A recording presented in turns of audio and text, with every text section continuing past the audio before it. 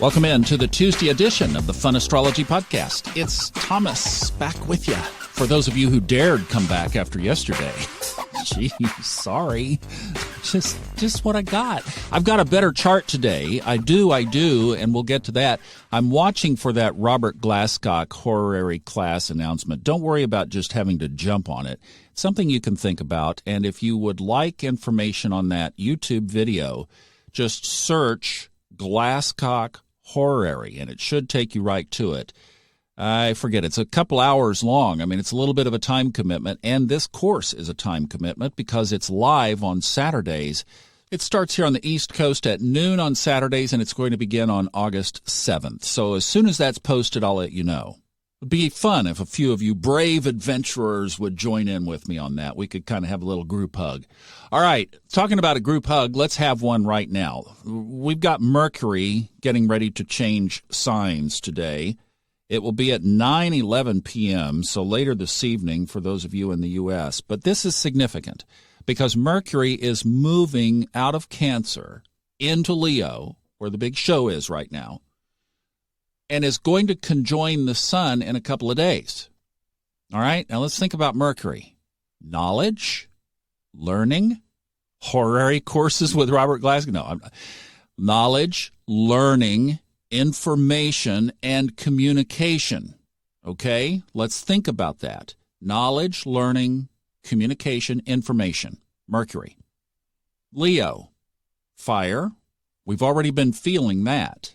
Mercury comes and conjuncts the sun. Let's step over into mundane astrology for a minute. The collective. Yes, the sun represents you, but it also represents us collectively. Now, here's the interesting aspect. You go to the other side of the chart, and you have, this is almost like what's forming. Now, it's not there yet. This is like one of those stock trades when you're trying to scalp, short-term trade, and you go, and it's just not quite yet. But this is shaping up, and it's almost like an elongated yod. So later this week, by the end of the week, this will be in place. So we're in that applying or waxing phase of this. It's moving toward this energy. On the other side of the chart, we have the same involvement that we had with the yod last week. The south node is sextile to Saturn, 60 degrees, and Saturn is sextile to Uranus, 60 degrees. That together forms this triangle, this elongated triangle. I'll put the chart on the funastrology.com website so you can see what I'm talking about. The Tuesday chart is on the website. And interestingly, not that this makes it a yod, but Jupiter, you'll see on the chart a little green line. That's Jupiter forming a quincunx to Mercury and the Sun. So Mercury and the Sun become the pivot of what we're talking about here right now. Now, I'm going to go out a little bit on a limb. Could this be that maybe we'll be learning more knowledge and information about whatever this finger of God is over the next week or two, or 3, or 6? But could this be a little bit of a setup to give us more information, more clues, more knowledge and awareness of what this aspect is trying to tell us? Now, some astrologers might claim that they already know and make predictions. And if so, that's great. Or they're just bold or stupid. Okay, I was going to say it, right? I was going to say it. No, I just say we're all trying to figure this out, and we do it in our own ways. So, no, that second part was under the guise of fun and being playful and joking. But point is, I think it's really thin ice trying to make predictions in this environment, don't you? All right, one other aspect to this whole thing, and that is the moon is in Pisces and will be conjuncting Neptune today. So I think we all know that what's going on, whatever it is spiritual. And that certainly gets a little extra kick today.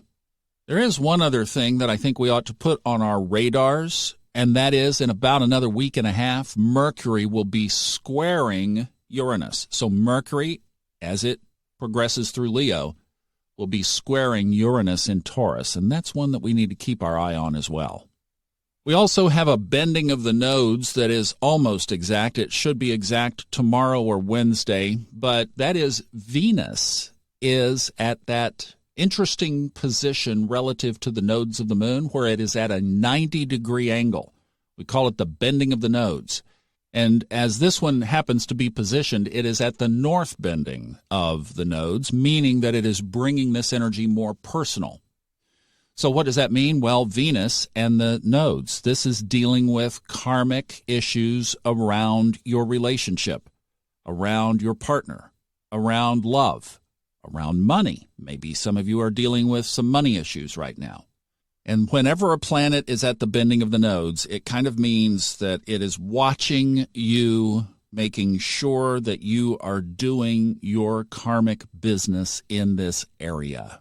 The nodes obviously mean that which we brought in with us for the purpose of resolving in this lifetime. So we are moving from the south node, which happens right now to be in Sagittarius, to the north node, which happens to be in Mercury-ruled Gemini. So there's an hour we could do just on this, but a short version of it would be that moving in that north node direction is learning about this karmic path and having some of those secrets that are locked up in that Sagittarian, from a South Node perspective, cloak of let's just have fun, but I'm not going to tell you all the secrets. I'm going to put on a front. And then the North Node is saying, let's let some of those secrets come out. They'll be communicated, and knowledge and learning and application of new ways of moving in our relationship. So maybe the thing is, if you wanted to just short summarize this, learning new ways in relationship, love, and money could be a good, and home and family, right? All of that, all those Venusian characteristics. Have a great day, you guys. I love you. I'm giving you the biggest virtual podcast hug ever. And I'll see you back tomorrow for Hump Day.